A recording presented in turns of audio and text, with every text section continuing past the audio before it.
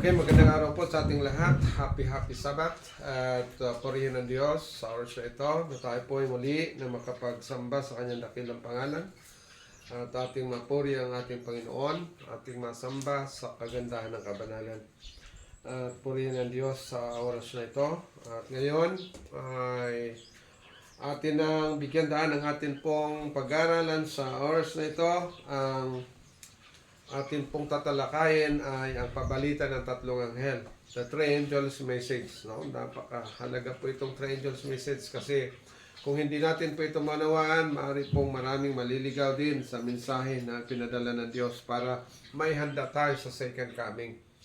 Now, itong Three Angels Message po, napakahalaga ito na kailangan inyo pong maunawaan ito dahil ito ang present truth sa ating panahon. At itong Three Angels Message na ipinadala para po sa paghanda sa bayan ng Diyos sa huling araw na ito na po ang paghanda natin magkaroon po ng tunay na kabanalan ang bayan ng Diyos bago si Jesus darating. Malapit na pong dumating ang Panginoon at malapit na ang atin siyang salubungin sa mga alapap. Ngayon itong Three Angels Message ipinadala ng Diyos para po sa maluwalhating pagdating ng Panginoon, tayo rin ay magiging handa, maluwalhating pagsalubong dahil ito po ang ating salubungin, hari ng mga hari, Panginoon ng mga Panginoon, at siya na po ay sasalubong upang kunin tayo dito sa lupa. Kaya po itong mensahe ng Three Angels Message, ito pong maghanda sa atin. Pag hindi nyo po alam kung ano ang Three Angels Message, maaari pong magugutom ang inyong mga kaluluwa dahil ito po pinasulat sa ating propetisa na ito pala ang bread of life for these last days para po ang lahat mapakain. Ngunit, bago natin ito bubuksan, magkaroon po muna tayo ng short prayer para po maunawaan ang lahat, mai-guide at lalo na po sa mga makapakinig. Dakila po naming Ama, maraming salamat po sa oras na ito na kami makapag-aral muli ng inyong mga salita. I-guide niyo po kami, ang Banal na Espiritu sumasa amin, karunungan at kaalaman, gayon din sa mga makapakinig. I-guide niyo sila, maunawaan ang present truth, lalo na po ang Triple Angels Message na ito na po maghanda sa amin para po salubungin ang aming Panginoong Jesucristo sa mga alapap na ang kabanalan ay maabot ng bawat isa at patawad po sa mga pagkukulat at pagkakasala. Salamat sa lahat sa pangalan ng Panginoong Jesus. Amen. Okay, atin na pong buksan ang ating pag-aaral. Ang Three Angels Message po makikita ninyo sa Revelation 14:6 to 12. Ang Revelation 14:6 to 12, ito po ang mensahe ng tatlong anghel. Na kung inyong pansinin po ito, nakita ang sabi po dito sa verse 6, nakita ko ang ibang anghel na lumilipad sa gitna ng langit na may mabuting balita na walang hanggan upang ibalita sa mga nananahan sa lupa at sa bawat bansa, angkan at wika at bayan. At sinabi niya ng malakas na tinig, matakot kayo sa Diyos at magbigay kaluwalhatian sa Kanya sapagkat dumating ang panahon ng Kanyang paghatol. At magsisamba kayo sa gumawa ng langit at ng lupa at ng dagat at ng mga bukal ng tubig. Now, itong unang anghel po, bakit binigay itong ganitong salita na ang sinabi po, ang anghel lumilipad. Bakit lumilipad? Dahil ang lipad po, yan ang speed, yan ang mabilis. Tingnan nyo po ang Gospel Workers, page 25. Na ito pala ay mabilis, kailangan dalhin ang ebanghelyo sa buong mundo kasi insay po dito nananahan sa lupa. So sa bawat bansa, kaya lahat po ng bansa, angkan, wika at bayan, kaya sa buong mundo po ito ang tinutukoy na madalhan ng ebanghelyo. Anghel, hindi po ito anghel na literal, kundi anghel po, mga mensahero. Ipinakita po ito sa Great Controversy, page 311, na ibinigay ng Diyos ang mga mensahe ito sa mga tao na tumanggap ng mensahe na mula sa Diyos, na itong pabalitang ito dalhin sa Jesucristo na siya pong tinatawag po na everlasting gospel, walang hanggang mabuting balita. Ang walang hanggang mabuting balita po ay ang ating Panginoong Jesucristo. Dalhin natin sa Jesus sa bawat bansa, bawat wika, at isigaw din natin, dalahin sa Jesus. Isigaw din natin ang malakas na tinig, matakot sa Diyos. Ang pagkatakot sa Diyos po ay ito ang kailangang maintindihan. So ang pagkatakot sa Diyos, kung ating tingnan, ito na po ang pag-iingat, pagsunod sa kanyang kautusan. Sa Ecclesiastes 12:13, pinakita po dyan na ang conclusion sa doon, here is the conclusion of the whole matter. Fear God and keep His commandments. Fear God, ang ibig sabihin po, matakot kayo sa Diyos. So, isang sigaw ito na magkaroon ng takot sa Diyos, dahil pag matakot ka sa Diyos, ibig sabihin po, iingatan mo ang kanyang kautusan. Sa Ecclesiastes 12:13, matakot kayo sa Diyos at iingatan mo ang kanyang mga utos, sapagkat ito ang buong katungkulan ng tao. So lahat ng tao po, pagkatakot sa Diyos ang kailangan. Sa unang anghel, kaya tatlong anghel po ito. Unang anghel, sa verse 8, ang ibang anghel, ang pangalawang anghel, may pangalawang anghel po. At ang sumunod, ibang anghel pa, ang pangatlo, ibig sabihin tatlong anghel. At dito po, pag-aaralan natin na nung mga nakalipas na araw po, nakaguhit na tayo dito sa blackboard. Now, ang mga mensaheng ito ipinadala po, hindi pinadala ito sa panahon ng mga alagad. Hindi po ito pinadala dito dahil ito palang mensaheng ito ay pinadala lang para sa huling araw at sa katapusang panahon. At tayo na po ang nasa katapusan. Pagkatapos po ng Laodicea, kasi sa 7 churches po ay Efeso hanggang Laodicea, ang Laodicea po ang pinakahuli. Dahil po nasa huli, dito na po siya ipapadala. Hindi pinadala sa panahon ng 34 AD, sa panahon nila Pablo, hindi pinadala ang mensaheng ito. Ang Three Angels message, hindi siya pinadala dito. Hanggang po sa Dark Ages, sa 538, noong panahon po ng 538 AD, hindi pa na ipadala ito, hindi pa ito binuksan. 1798. Kung tingnan natin itong 7 churches, ipinadala lang dito sa panahon po ng Philadelphia. Dito na po sa Philadelphian period, binuksan itong mensahe at ginamit po ang isang tao para magdala ng ebanghelyo, para sasabihin sa buong mundo na may darating ang ebanghelyo dito, sa Jesus ay darating. At dito po ginamit si Miller. So, ang unang anghel po, ang ibig sabihin ng first angel, mensahero, unang mga mensahero, anghel po, ang anghel, ang ibig sabihin po ng angels means, ang angel means messenger or movement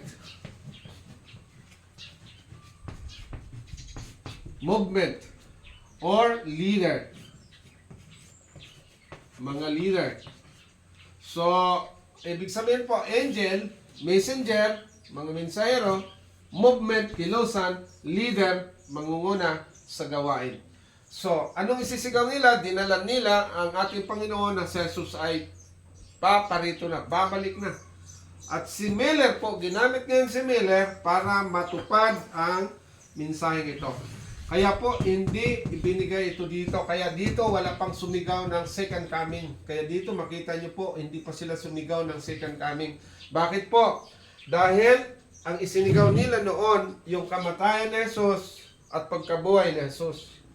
Nung kapanahon dito, nung mamatay si Jesus 31 AD, at si Pablo na converter noong 35 AD, at nangaral siya hanggang 64 AD, ang isinigaw po nila dito doon, tanggapin si Jesus na namatay at nabuhay, siya pong magpapatawad ng ating mga kasalanan, siyang nabuhay para sa ating kapatawaran at para po sa ating siya ang ating tagapagtanggol, siya ang ating tinatawag pong mediator ngayon.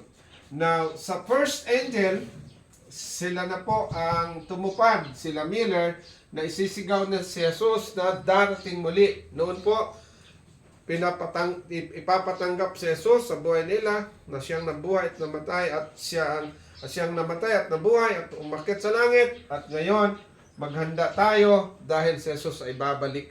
So ang first angel, isinigaw na ang second coming of Jesus. So makita nyo po, ang second coming of Jesus, inihanda na ni Miller. At dito sa paghanda ni Miller sa second coming na sigaw, at ito na po ang ipinakita sa hula na ginamit ng Panginoong Jesus si Miller, ang Millerites movement, siya po ang tumupad nito. At na kung tingnan niyo po ang katuparan ng hulang ito ng tatlong anghel, bakit may pangalawa? Dahil po ang sigaw ng second angel. So si Miller po ginamit ng Diyos noong 1833. Noong 1816 nagsimula siyang mag-aral ng Bible si Miller, at naintindihan niya halos na pag-aralan niya ang 2,300 sa Daniel 8:14, at dito sumigaw na siya ng si Jesus ay darating. At ang kanyang computation po 1844, akala niya doon na darating si Jesus, dahil ang sabi po dito sa Daniel 8:14, maglilinis ng sanktuaryo. At dahil maglilinis ng sanktuaryo, akala niya maglilinis sa sanglibutang ito, sa daigdig na ito. Ngayon, madaling maglulubat ito. Sandali po kasi naglulubat siya.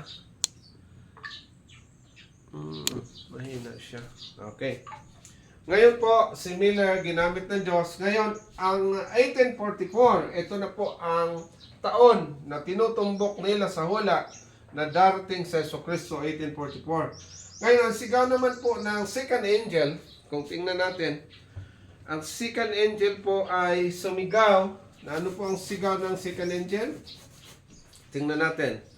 Narito sa Revelation 14:8, at ang iba, ang pangalawang anghel ay sumunod na nagsasabi, naguho ang dakilang Babylonia na siyang nagpainom sa lahat ng bansa ng alak ng kagalitan ng kanyang pakikiapid. Ang ipangalawang anghel po, ito na yung fallen. Pag Babylon is fallen, or fallen, kaya po inulit dito, naguho, fallen. So, dito po, ang Millerites movement noong 1833, pag 1844 po, fallen, ibig sabihin po, naguho, bumagsak, nahulog. So, nahulog. Ang nahulog po dito ay hindi ang Catholic Church, hindi man ang ibang churches, kundi ang tinutumbok po dito yung mga churches na naghihintay sa second coming ng Protestant denomination, lalo na po pinangunahan nila Miller, sila pala ang babagsak. So itong movement na to, itong movement po ng first angel, ang Millerites movement, bumagsak po sila noong 1844, fallen.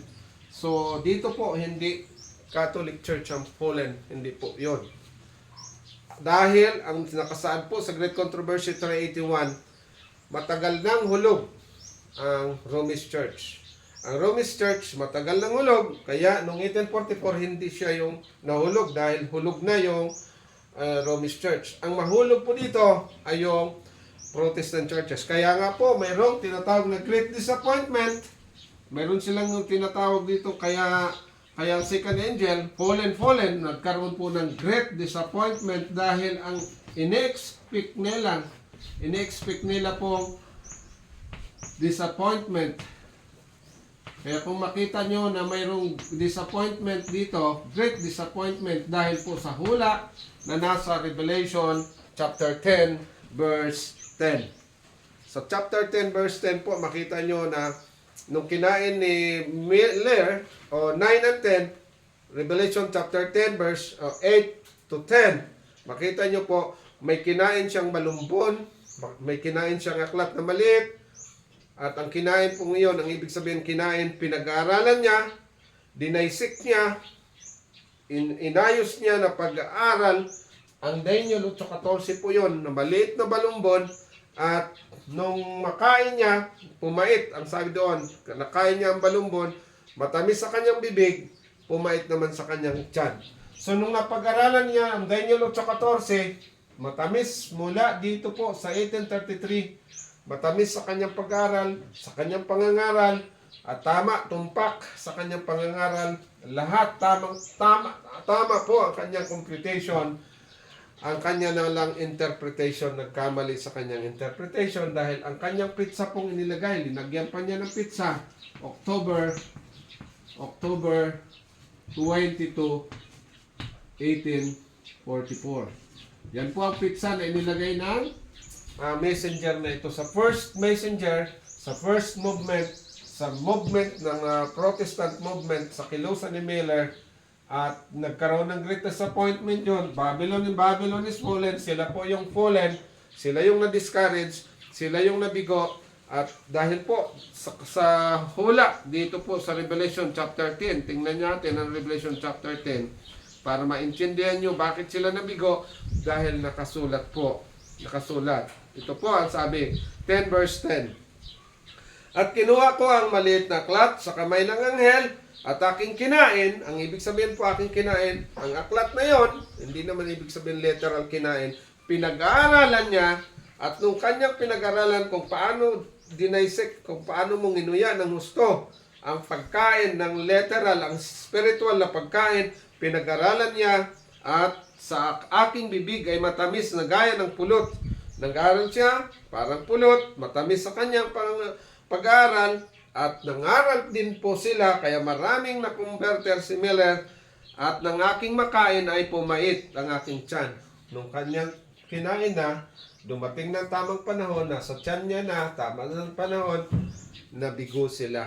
Ito po ang katuparan ng kabiguan nila Miller, pero sinabi ng versikulo 11, at sinabi nila sa akin, dapat kang mangulang muli sa maraming mga bayan at bansa at mga wika at mga hari. Manghula muli, kaya nga po, simula nung nabigo sila Miller, kasama na doon sila Ellen G. White, nung sila nabigo, nagtago po sila sa mga kamaisan dahil sa kabiguan nila, kinutya na sila ng kanila mismo mga kasamahan. Kasi po, kapag mabigo kayo, siyempre, sa halimbawa po 50 mil sila, natira na lang po sa kanila 50. So kung 50 mil, 50 lang natira, ibig sabihin po 49,950.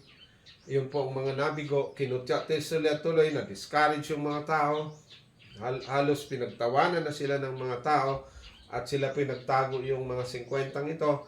At sa 7 mga ministers na naroon, na mga matatatag, ayun, ginamit ng Diyos, ng Panginoon, ginamit sila Hiram Edson, pinakita na ang kanilang kabiguan sa sanctuary pala sa langit. Ito pong sanctuary yung naka-ano po dito, yung sanctuaryong nasa langit, ipinakita na ang kanilang kabiguan, yung sanctuaryo doon. Na si Jesus pala, papasok sa pinakabanal na dako sa sanctuaryo. So, yung pangatlong anghel, dito na po, pinakita sa Revelation 14, dahil pagpasok sa pagpasok sa most holy place ni Jesus, hindi pala dito sa lupa ang kanyang pagdating, ang kanilang second coming, yung pala pagdating doon sa most holy place. Ito pong most holy, ito yung sekreto sa kabiguan nila Miller.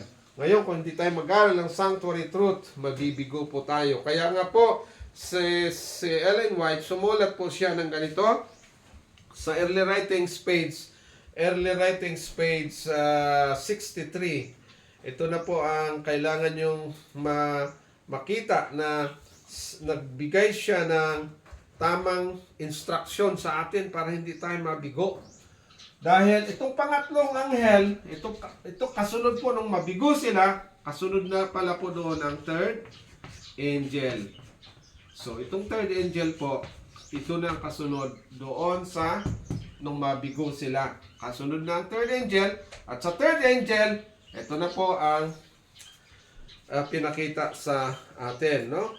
So, kung tingnan nyo po ang third angel, ito pong nakasaad sa third angel, makita natin na pinadalan sila ng mensahe para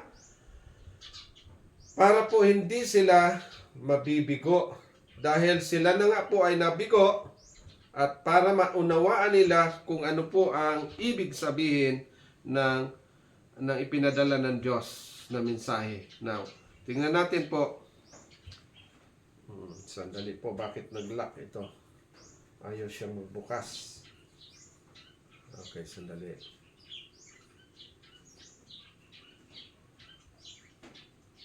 Okay, dito na lang po tayo sa isang sulat ni Ellen G. White. Kaya nga pala, pinadalan tayo ng third angel kasi dito na ang present truth, ang kabiguan nila nasa sanctuary, Kaya sabi po ni Ellen G. White dito sa Early Writings, page 63, there are many precious truths contained in the Word of God, but it is the present truth that the flock needs now. Ang present truth pala po natin, ito na po pala pinadala sa atin, dahil ito ang kailangan sa flock. Ibig sabihin po sa, ano ang flock? Sa kanyang kawan. Sa kanyang kawan. Alam niyo po, kung gusto niyo mapasok kayo sa kawan ng Diyos, ito ang kailangan natin. Na sandali po at medyo naglubat itong ano natin. Bakit kaya naglulubat to? Sandali po, ano? Ayan. So ano po ang precious truth dito that the flock needs now? At sabi po dito, I have seen the danger of the messengers. Nakita po niya ang panganib ng mga mensahero. Running off. Paatras po. Ibig sabihin, hindi na po doon sa present truth. Running off from the important points of the present truth to dwell upon the subjects that are not calculated to unite the flock. Satan will here take every possible advantage to injure the cause. So kung ano yung dahilan, lalo na sa present truth, si Satanas pala papasok dito para sirain niya ang present truth. Kaya maraming mensahero umatras na sa present truth. Gusto niyo po ang mga mensahero, tumalikod na tayo sa present truth. Ngayon, alamin natin ang present truth kasi po, kung paatras tayo sa present truth, paano kayo mapatibay? Ito nakasaad, Early Writings, page 63.1, sabi po dito, but such a subject, ito po pala ang subject, as the sanctuary. So, ang present truth na tinutukoy pala natin, number 1, sanctuary. In connection with the 2,300 days. So, kung gusto nyo pong maintindihan ang present truth, sanctuary, in connection with the present, with the connection with 2,300 days sa Daniel 8:14, then the commandments of God, ano po? And the faith of Jesus. Kaya po, yung Revelation 14:12, diyan nyo po makita. Kaya nga po, ang sabi doon, here is the patience. Magtyaga tayo of the saints that keep the commandments of God and have the faith of Jesus. Are perfectly calculated to explain the past Advent movement. Ito na pong past Advent. Yung past Advent, yung mga Sunday keepers po, yung past Advent movement, sila Miller. So, yung hindi nila naisip na yung palang kailangan pala natin ngayon, unsure what our position is. Kasi sila po nabigo noon. Ano ba ang ating katayuan dapat? Establish the faith of the doubting. Ito na po ang mga present truth nito, magpatatag sa mga pananampalataya ng mga nagdududa and give certainty to the glorious future. Give certainty. Gusto nyo pong certain. Ano ba ang certain? Check. Pag sinabing certain is check. Gusto nyo yung check na maluwalhating hinahanap? Ito po, present truth. Kailangan natin, sanctuary truth. Now, itong sanctuary truth, dito tayo tinuro ng ating Panginoon para hindi tayo mabigo sapagkat ang sekreto ng kanilang kabiguan ay ang sanctuaryo. The third angel's message, pinasulat din po kay Ellen G. White sa Early Writings, the third angel's message pointing them to the most holy place in the heavenly sanctuary.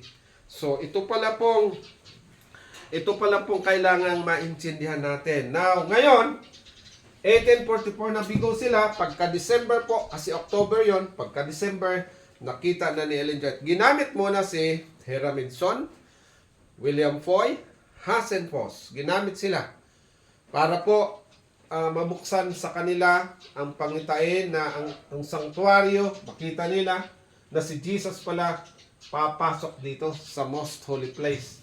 Na yung Revelation 3:7 and 8. Alam niyo po yung Revelation 3:7 and 8? Ito po, mabubuksan natin. Dito lang pala ang katuparan nito ng Revelation 3:7 and 8. Alam niyo po, kapag hindi kayo aware sa mga katuparan ng hula, hindi niyo alam kung kailan yan nangyari. Ngayon, itong Revelation 3:7 and 8, dito lang natupad. Hindi po natupad dito ha. Walang katuparan ng hulang ito, kundi dito lang natupad. Kailan po ito? Ito po ang sabi. At sa anghel, sa Iglesia Philadelphia ay isulat mo ang mga bagay na ito at sinasabi ng banal niya, ang totoo niya, ang may susi ni David. Dito pa lang po sa Philadelphian period, pinakita na dito na mayroong taong may susi ni David. At sino yon? Sino may susi ni David? Niya ang nagbubukas ng di mailalapat ng sinuman at naglalapat ng di maibubukas ng sinuman. Sino po ang magbubukas at walang makalapat, walang makasara, walang makabukas? Sino lang po yon? Siya lang may susi ni David. Sino yung may susi ni David? Si Jesus po yon. At sinabi ni Jesus sa verse 8, nalalaman ko ang iyong mga gawa. So walang ibang nakakaalam ng gawa. Narito, inilagay ko sa harapan mo ang isang pintuang bukas. So may bubuksan na pintuan. Kaya dito po, ito yung Bible verse na kailangan maunawaan din ninyo kung kailan ito binuksan. Kailan ito manggaganap? Dito lang po noong 1844. At sinabi po na ikaw ay may isang pintuang bukas nang di mailapat ng sinuman. So, walang makasara, walang makabukas, maliban sa may susi na David. So, ang Revelation 3:7 and 8, dito lang po siya naganap.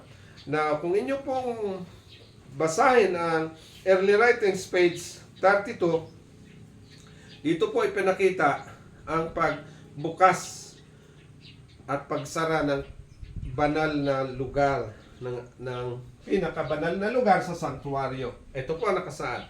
In the holiest, I saw an ark. On the top of the side of it, it was purest gold. Now, ito pong nakasaad. Sabi po dito,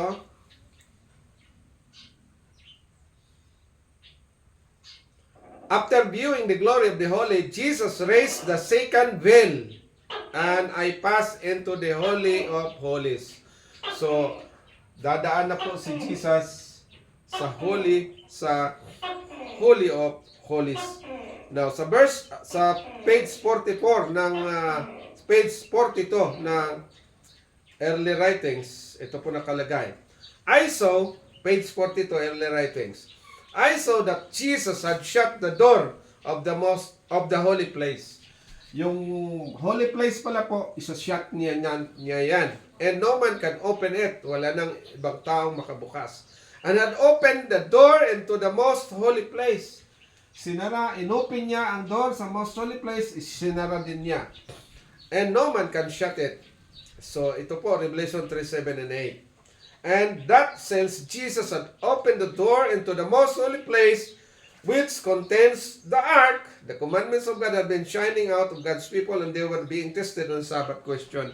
So dito po, nung mabuksan ito, kasi nandito ang ark, at pinakita din ang ark kung ano ang laman, alam niyo po, ito, ang pagbukas nito, ito na yung katuparan ng Revelation 11:9-10. At kung tingnan nyo po ang Revelation 11:9-10,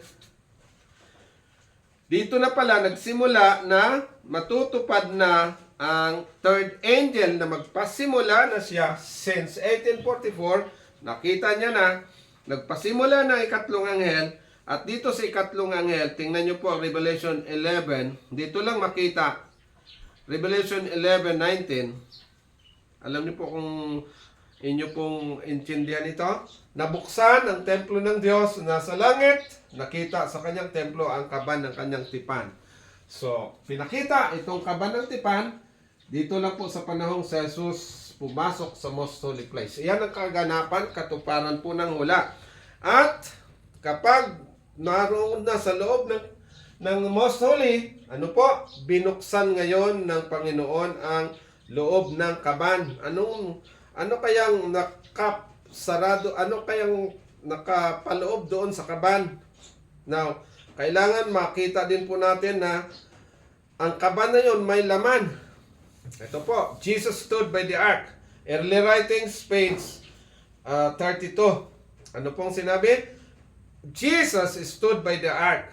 And then, as a sense prayer came up to him, the incense of the censer would smoke. He would offer up their prayers with the smoke of the incense to his Father. In the ark, ano pong nasa loob ng arka? In the ark was golden pot of manna. Ito na po yung ating sa prophecy nung una nating nilagay, no? Number 1, golden pot of manna. Number 2, Aaron's rod that budded, and the tables of stone which folded together like a book. And Jesus opened them. I saw the 10 commandments. So, yung primero, golden pot of manna, rod of Aaron, and the 10 commandments. So, tatlong bagay po naroon sa arka. At ito ang hindi nakita ng mga Protestant denominations noon. Sila Miller, di nila alam yon. Ipinakita lang bandang huli. Kasi po, bakit ipinakita bandang huli? Sakay doon sa huli, nung mabigo sila, bakit ipinakita doon sa kanila? Ito po, kasi ang hula, ito po, nakasaad sa hula. Revelation 10:11. Ano pong nasa hula? Sinabi nila sa akin, dapat kang manghulang muli. Dapat kang manghulang muli. So, kung wala nang ginamit po na manghula muli, si John po patay na. Matagal nang namatay si John, mga AD 96. Maaring hindi na nakaabot ng 100, AD 100 si John. Sumulat siya ng Revelation 96. Namatay siya, sabihin na natin mga bago mag 100. Umabot man siya ng 100. AD 100. Pero hindi niya inabot itong kabiguan. Sa hula, nakita ni John, nasulat ni John, pero yung katuparan, hindi na si John nakaabot sa katuparan ng hula. Ngayon, nung pumait, nagkaroon ng great disappointment, anong sinabi ng anghel? Dapat kang manghulang muli. Kaya nga po, mayroon tayong propetesa ngayon kasi siya ang tumanggap. Mayroon tayong Ellen G. White. Ngayon, dito sa Laodicean period, simula 1844, nakita ni Ellen G. White ang 10 Commandments. Ang Sabat, pinakita, ang Sabat pala, nagliliwanag doon sa lahat ng kautusan dito. Siya yung nagliliwanag sa loob ng arka, ang Sabat. Na ito palang Sabat, palatandaan ng bayan ng Diyos, nagbigay siyang glory, kaluwalhatian doon sa loob. Sa lahat ng commandments, nagliliwanag man ang iba, pero maliwanag na masyado ang Sabat, dahil ito pala, ang Sabat ay siyang pinaka-tanda ng Diyos sa kanyang bayan. Siyang pinakasilyo, siya sa Sabat din pinakita ang kanyang kapangyarihan, ang creation, pinakita niya sa Sabat, naroon ang kanyang power, ang kanyang name, at yung kanyang territory naroon sa Sabat. Ang silyo sa makatuwid, ang silyo po, pinakita na doon sa Sabat. So, si Ellen G. White, alam niyo po, kahit Sunday Keeper sila sa simula, si Miller, Sunday Keeper, 1844, 1846 po, dito nagsimula si Ellen G. White kasi naintindihan niya. Dito na ang first Sabbath keeping ni Ellen White. At simula po sila nung magsamba sila sa Panginoon sa palibot po sa isang puno ng kahoy sila. Alam niyo po, naggawa sila ng upuan na palibot at doon sila nagsamba araw ng Sabat maghapon. At sa simula po, mula 1846 hanggang 1856, ang pagsamba po nila ay 6 to 6. Alam niyo po, 1846 hanggang mga 1856 or 58, 6 to 6 sila. 6 to 6 ngayon. Ang mahirap pala po kapag oras ang kanilang binantayan, alas 6 ng hapon, Sunday, Biyernes, halimbawa alas 6. May Biyernes na ang alas 6 po, mataas ang araw. At pinakita ulit ng Diyos sa kanya na hindi pala 6 to 6. Pinasulat naman yan sa Volume 1 ng Testimonies 116 na ang kailangan po, hindi pala oras, 6, hindi 6 to 6. Kaya binago nila ang kanilang pag-iingat dahil naging Sabbath keeper siya simula noong 1846.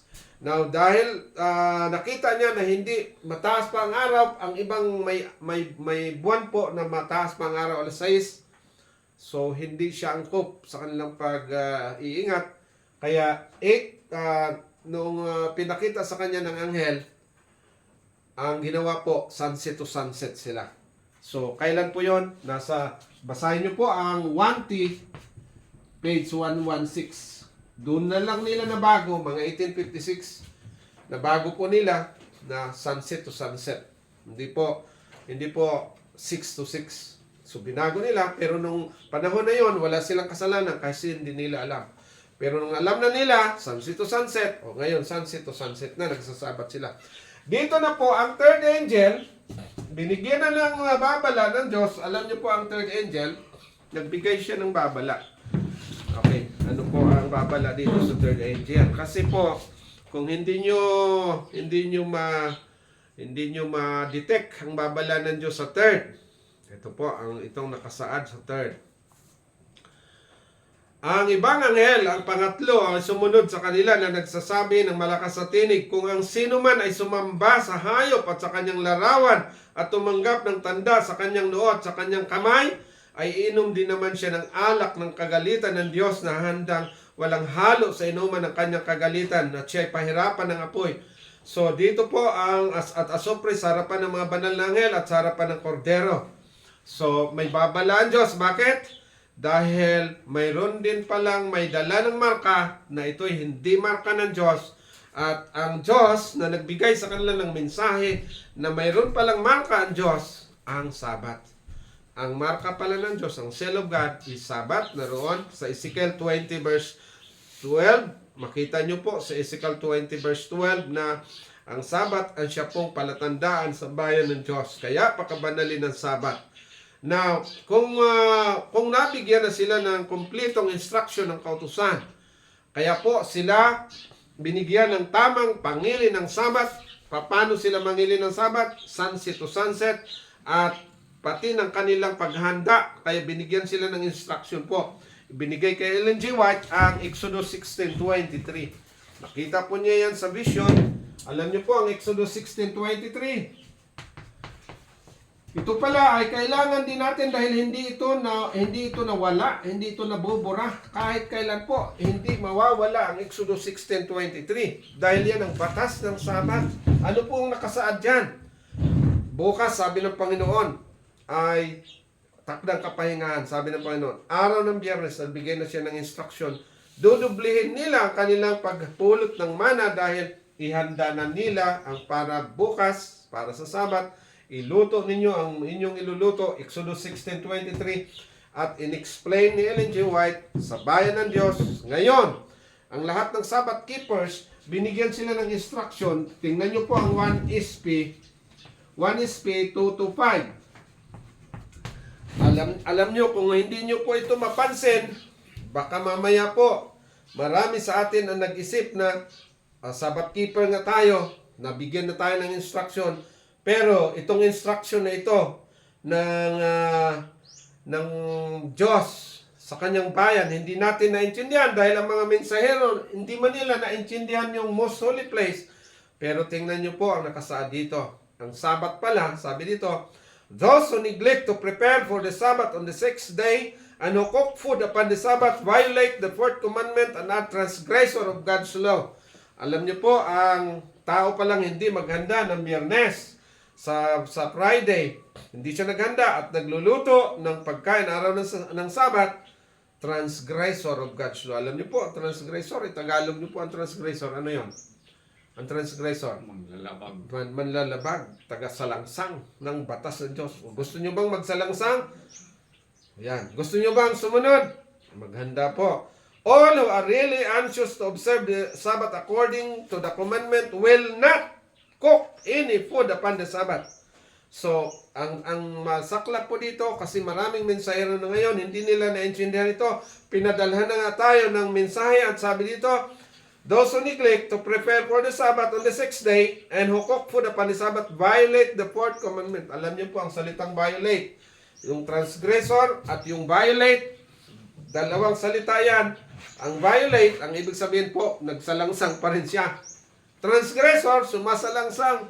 So, dalawang word ginamit niya dito, violate the 4th commandment, nagsalangsang pa rin siya, lumabag siya, and transgressor of God's law, sumasalangsang siya sa batas ng Diyos. So, ang unang Sabbath keepers po, nabigyan, hindi po pwedeng magluto ng araw ng Sabat. So, ito yung dala po ng mensahe ng third angel. Kaya nga po, dito sa third angel sanctuary, pag hindi po nyo naintindihan to, bakit binuksan ang mana? Bakit binuksan ang mana?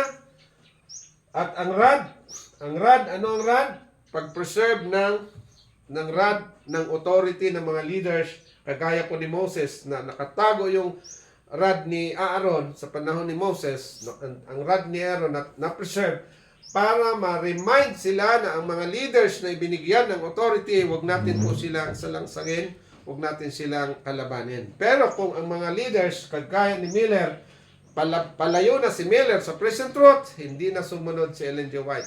Kaya si Miller, na dati po sinundan ni Ellen G. White, dahil si Miller ang nag-compute nito, pero si Miller hindi tumanggap ng Ten Commandments, si Miller hindi tumanggap ng Sabbath, lumayo siya kay Miller. Namatay si Miller po na hindi Sabbath keeper. Ngayon, etong ang mga leaders, mga messengers, pag hindi na nagturo ng ganito, paatras na, susunod ka pa ba?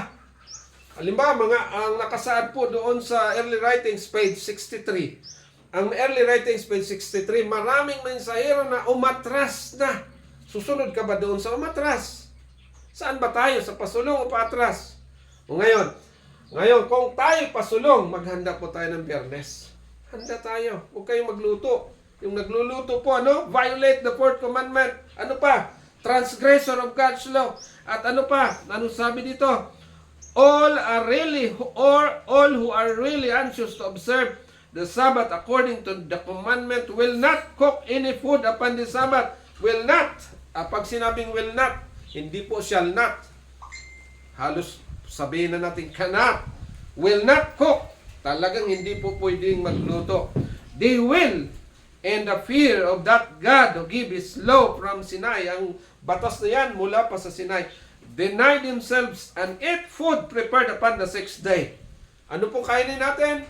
Food prepared upon the 6th day. Kaya kapag may niluto po Sabat, huwag kayong kumain. Pag kumain po kayo noon, kasabay kayo doon sa naghanda doon, sa nagluto doon.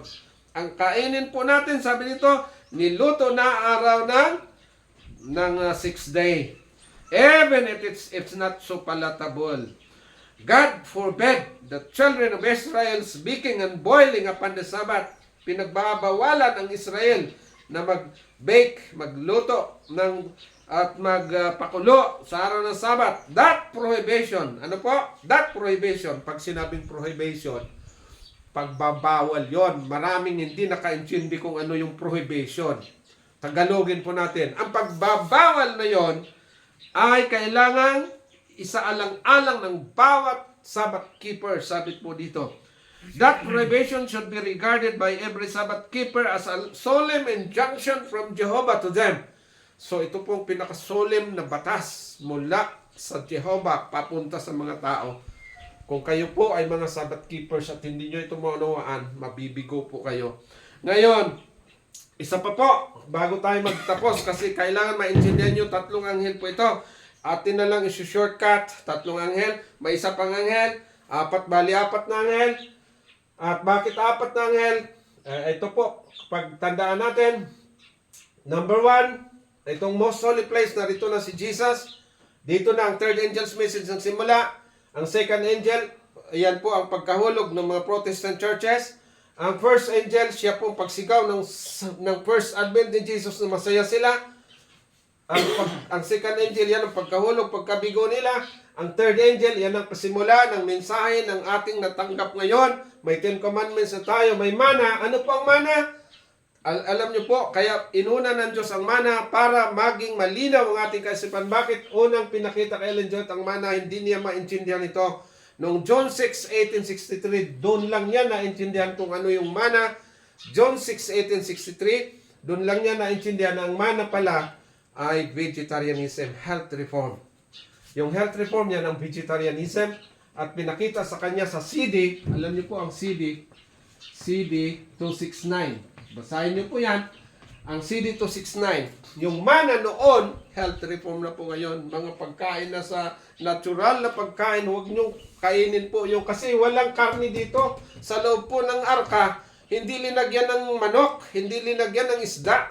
Linagay po dito, mana lang, walang isda. Kaya po, si Ellen G. White, pinakitaan siya na health reform, mana, nag-represent po ang mana sa health reform dahil ito yung mana, original na pagkain ng tao sa simula ay pagkain lang sa kalikasan. Ang angel's food, doon sa langit, pagkain ng mga anghel doon sa langit, ipinakita ng Diyos na ang representation noon, mga natural na pagkain. Kaya huwag tayong kumain po ng hindi natural.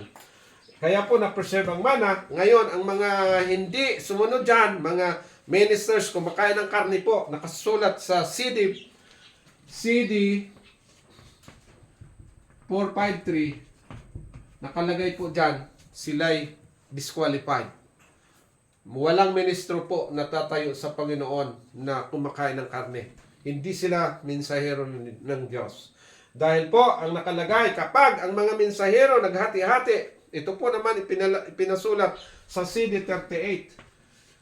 Sa CD 38 po, pag ang mga mensahero hati-hati, may vegetarian may kumakain, may vegetarian may kumakain, malalo na ngayon marami nang kumakain, ang iba vegetarian, ito po pala'y malaking kasalanan pa rin sa Panginoon dahil hindi sila nagkaisa, pasanin ang arka na ang linagay ng iba sa kanilang pinapasan, ang Ten Commandments, imbis dalahin nila, pasanin, Sabat, dalahin nila, linagyan nila ng manok ito. Ang arka ngayon sa TM, alam nyo po, TM 411, ang nilagay po dyan sa TM 411, pasanin natin itong arka ngayon, spiritually, dalhin natin ang arka ng Diyos ngayon, na dala natin ang mana, ibig sabihin, vegetarian ka, rado meron kang authority, dahil ang iglesia po na itatag yan, na may authority, may mga leaders, at may Ten Commandments, may Sabat po tayo.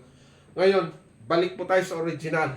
Ito yung original na Ark of the Covenant, Revelation 11:19, Hebrews, alam nyo po, para malinaw din sa Bible, Hebrews 9:3 and 4.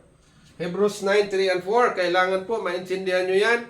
Kasi kung hindi rin po ninyo maintindihan na ang arka pala, ito yung laman niya. Tingnan nyo po ang Hebrews 9. Hebrews 9:3 and 4. Sabi po dito, at sa likod ng kalawang tabing, ang tabernakulo tinatawag dakong kabanal-banalan na may isang gintong dambana na may kamangyan at kaban ng tipan, at sa paligid ng mga nakalupkupan ng ginto na siyang kinaroroonan ng sisidlang ginto na may lamang mana. Sisidlang ginto, ito yung pot of mana, may lamang mana, tungkod di Aaron na namumulaklak, at mga tapyas na bato ng tipan. So, itong Hebrews 9:3 and 4, nagpatunay po na ito yung laman. Ito yung laman. Now, ngayon, ang masakla po, itong sa Laodicean period, kasi po, ang SDA na-register yan, 1863, May. At nung ma-register siya, pinangalanan na po itong bayan ng Diyos ng Seventh-day Adventist. So, ito na yung nagdala sa third angel. So, ang third angel po, third angel's message, ang third angel's message po, dala na ng SDA. So, ito pong third angel's message, SDA na po ang nagdala. Seventh-day Adventist. Pinarestro po yan noong 1863. At ang masaklap po, nakahula siya sa Revelation 3:15 and 16, na itong Seventh-day Adventist ay hindi po ito naging mainit. Naging itong lukewarm. So, dahil naging lukewarm, siguro pag-aaralan na naman po natin ito dahil siya lukewarm, hindi siya kailan uminit, hindi rin siya lumamig. Lukewarm lang talaga siya dahil nakahula. Ayan, nakahula sa Revelation 3:15 and 16, nakahula siya, isusuka siya kasi lukewarm. Isusuka siya. So, ngayon, kailangan niyong matandaan na bago bababa si Jesucristo, nagpadala pa siya ng isa pang anghel, another angel. At ito na po ang sigaw ng another angel, na itong another angel na to, siya ng angel na magtatapos sa gawain ng Panginoon. Ito na pong another angel, saan ito nakasulat? Revelation 18:1. At siguro, bubuksan natin to. Bakit may another angel? Sa susunod po natin pagbubukas. Ang Revelation 18:1 po, ito na yung reformatory movement ng SDA Church. Reform movement po ng SDA Church. Pinakita, siguro buksan natin sa susunod nating pag-aaral. Pag hindi po kayo makakaintindi dito, hindi nyo maabot itong tunay na reformasyon. Kasi po, Ang another angel, pinakita ito sa Testimonies, Volume 6. Isulat ko po sa inyo, 406.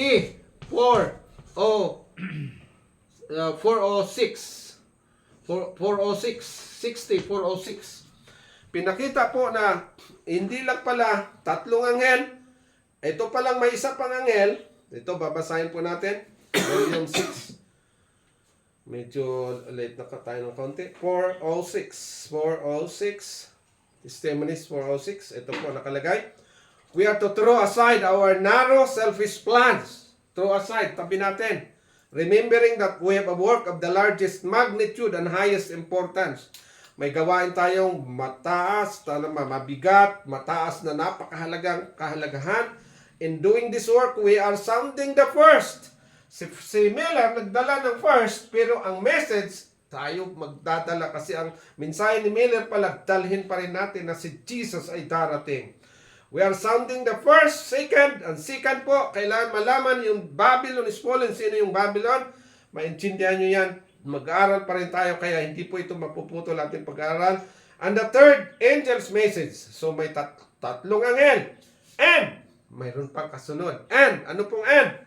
Are thus being prepared for the coming of that other angel from heaven who is to lighten the earth with his glory.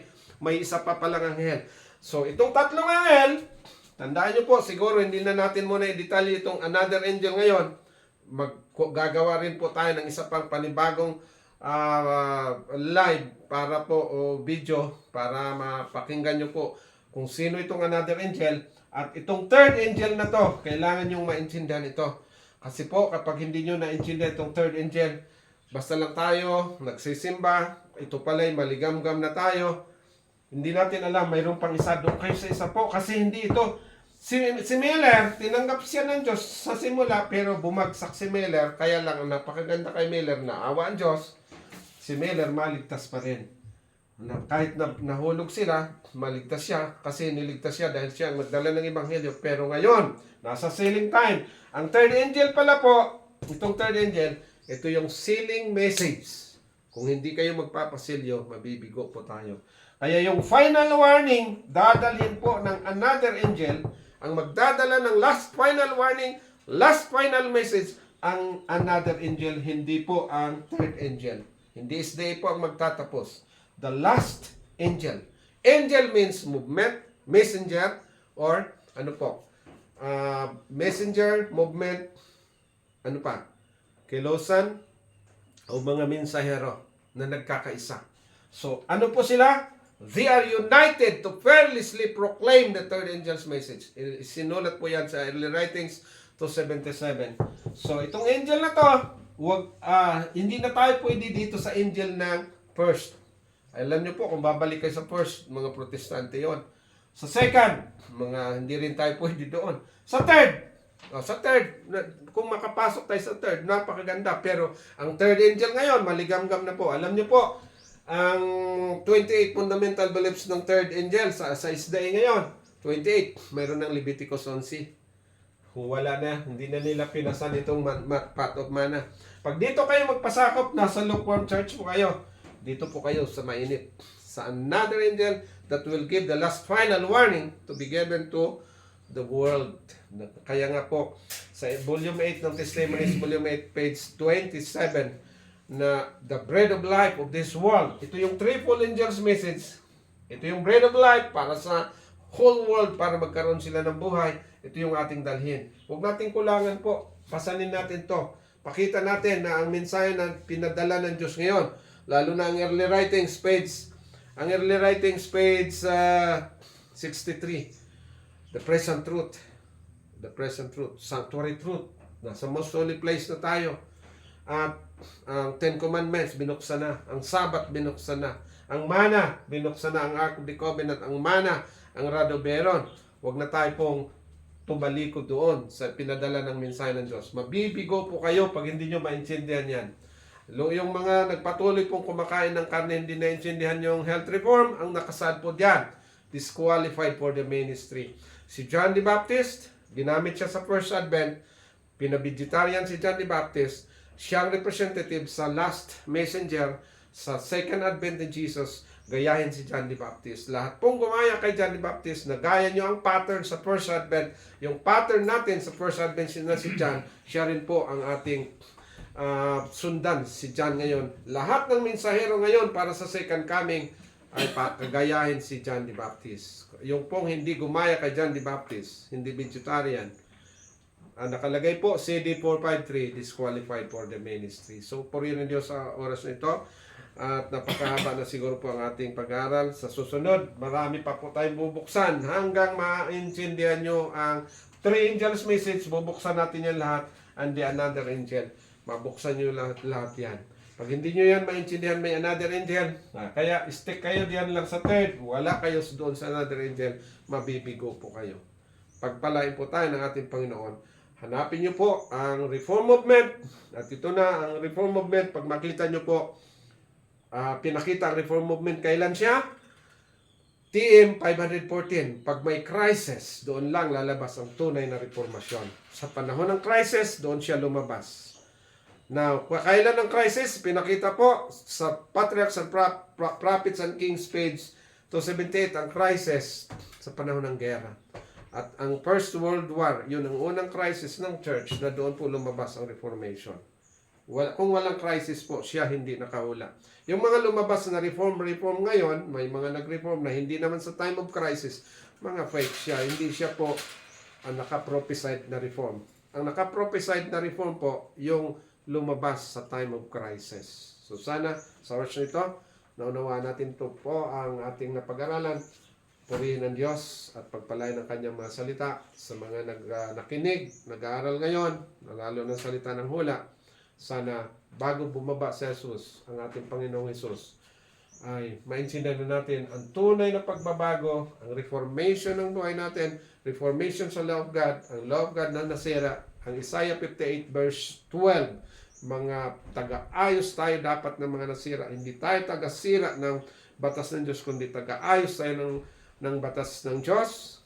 Sumama po kayo doon. We are called the repairer of the breach, the restorer of the streets to dwell in. Prophets and Kings, page 678, nakalagay po. At yung Revelation 12:17, ang remnant, may nalabi. Alam nyo po dito sa stay, may mga nalabi diyan, may mga remnant. Ang remnant, keeping the commandments of God and have the faith of the testimony of Jesus. Yan ang spirit of prophecy, testimony of Jesus. At sinabi po dyan, God's remnant people is standing before the world as reformers. So, ang remnant people, they are reformers. Pag hindi po reformador ang remnant people, mabibigo po kayo. Pinakita na po sa hula, Prophets and Kings 6:78. God's remnant people standing before the world as reformers. Pag hindi po tayo reformador, hindi po ninyo maintindihan ito, mabibigo po tayo. No? So, sana po, lahat maging yung nakaunawa, lahat maging maluwalhati ating hinaharap at second coming, talagang masaya tayo, hindi tayo mabibigo. Purihin ng Diyos, magpalain ng bawat isa, in Jesus' name. Amen. Amen. Okay, para sa ating closing song. Atin na itong i-off siguro.